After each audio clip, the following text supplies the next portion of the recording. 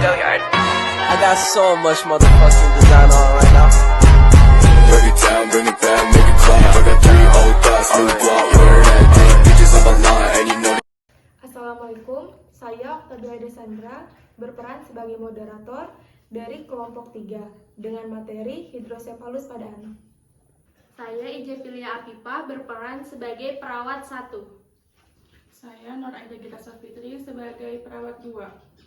Saya Intan Mega Pratiwi berperan sebagai observer dan kameramen. Saya Korea GB Anggraini berperan sebagai ibu hamil usia 6 bulan. Saya Mulidaya Kacahyani berperan sebagai ibu dari 1 anak yang berusia 3 bulan. Assalamualaikum Ibu, selamat siang. Waalaikumsalam, selamat siang. Sebelumnya perkenalkan, saya perawat Okta, ini dari rekan saya. Saya perawat Ija. Saya perawat Gita. Kami perawat dari komunitas. Sebelumnya kalau boleh tahu, ini dengan ibu siapa ya? Mungkin Ibu dulu bisa sebutkan nama Bu. Saya Maulida. Saya Gaby. Bagaimana kabarnya Ibu Maulida dan Ibu Gaby? Alhamdulillah baik. Alhamdulillah baik. Alhamdulillah baik ya Bu ya. Kami kesini mungkin kita bisa sedikit sharing-sharing ya Bu ya mengenai salah satu penyakit yang bisa terjadi pada anak dan bayi, yaitu penyakit hidrosefalus pada anak. Nanti penyampaian materi akan dijelaskan atau disampaikan oleh 2 rekan saya, yaitu perawat Ija dan perawat Gita. Untuk waktunya sekitar 15 menit. Apakah bersedia Bu? Bersedia. Bersedia. Ya. Nanti Ibu, apakah ada rekomendasi tempat untuk berbincang-bincang atau di sini saja Bu? Di sini saja. Di sini saja ya Bu ya. Kalau gitu mungkin saya serahkan kepada teman saya untuk menyampaikan materi. Baik. Ibu, jadi di sini saya yang akan menyampaikan materinya. Apakah Ibu sudah siap? Siap. Ya, bismillahirrahmanirrahim. Saya mulai ya Bu ya.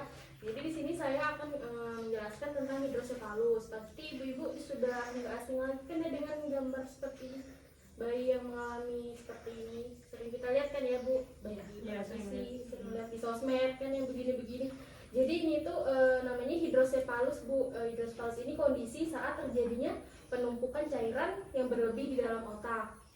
Nah, pada keadaan normal cairan otak yang mengisi ruangan ventrikel di dalam otak jumlahnya tertentu. Namun pada keadaan ini cairan itu jumlahnya berlebih, makanya terjadi pembengkakan sampai terjadi besar sekali seperti ini ya Bu ya. Terus itu pada keadaan tersebut menimbulkan penekanan sel-sel otak dan dapat menimbulkan gangguan saraf. Jadi anak yang mengalami hidrosefalus itu pasti bermasalah dengan saraf-saraf di otaknya gitu Bu. Selanjutnya ada ini jenis hidrosefalus secara garis besar. Secara garis besar jenisnya ada 2 ya Bu. Ada hidrosefalus kongenital. Ini merupakan hidrosefalus kelainan bawaan. Nah, akibatnya ada banyak. Salah satunya gangguan ibunya selama di dalam kandungan. Jadi selama di dalam kandungan itu ada infeksi toksoplasma namanya. Terus tuh ibunya kekurangan asam folat. Ini bisa juga jadi salah satu penyebab anak mengalami hidrosefalus. Lalu ada penyebab lainnya. Setelah itu ada hidrosefalus jenis kedua, hidrosefalus yang didapat. Hidrosefalus ini terjadi karena gangguan di dalam otak seperti radang, selaput otak atau tumor otak. Begitu Bu. Lalu menyebabkan sirkulasi cairan di otak tersumbat dan menyebabkan pembengkakan. Nah, pembengkakan itulah yang namanya hidrosefalus. Setelah itu ada tanda dan gejala hidrosefalus yang perlu kita kenali pada anak, apalagi terutama untuk ibunya yang sedang hamil. Jadi kita harus mengenali tanda-tandanya Bu untuk mencegah ya. Hidrosefalus pada bayi ditandai dengan lingkar kepala yang cepat membesar. Di samping itu ada muncul benjolan yang sangat lunak di bagian ubun-ubun. Jadi bayi baru lahir itu bisa kita periksa ya Bu, dengan kita amati apakah ada benjolan di ubun-ubun kepalanya. Terus tuh perubahan ukuran kepalanya tuh besar, cepat, perubahan yang cepat. Terus itu gejala hidrosefalus dapat dialami adalah bayinya rewel, terus mudah mengantuk, tidak mau menyusu.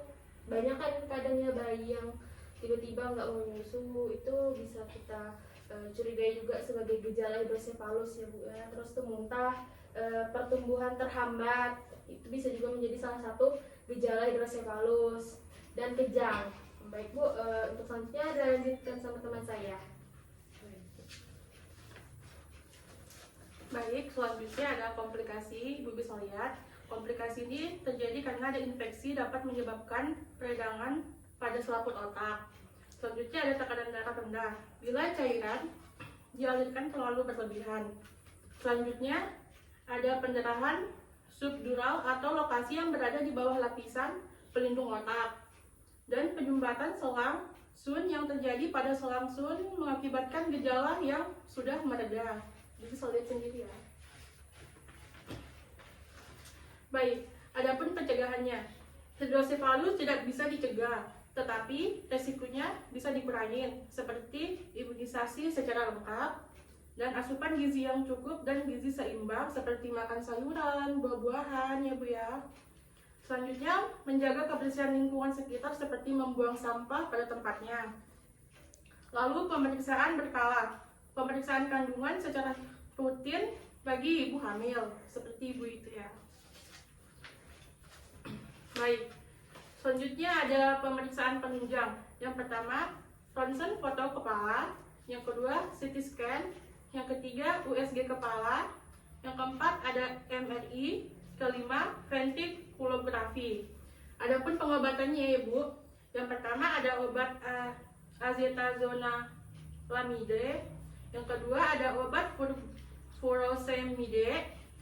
Yang ketiga ada obat hyaluronidase. Yang keempat ada obat mannitol.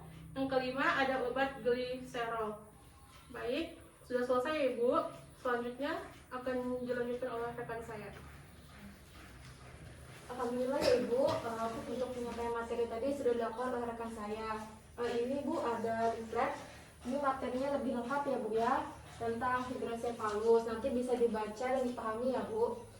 Sebelumnya Ibu Maulida dan Ibu Gaby, apakah ada yang ditanyakan atau ada yang kurang dipahami Bu? Kalau dari saya ada yang ingin saya tanyakan.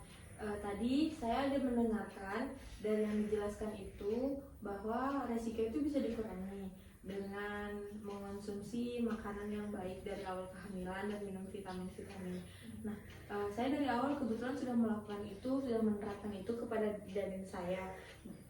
Bagaimana ya nanti ketika saya lahiran, apakah kandungan saya ini akan tetap ada risiko terkena hidrosefalus?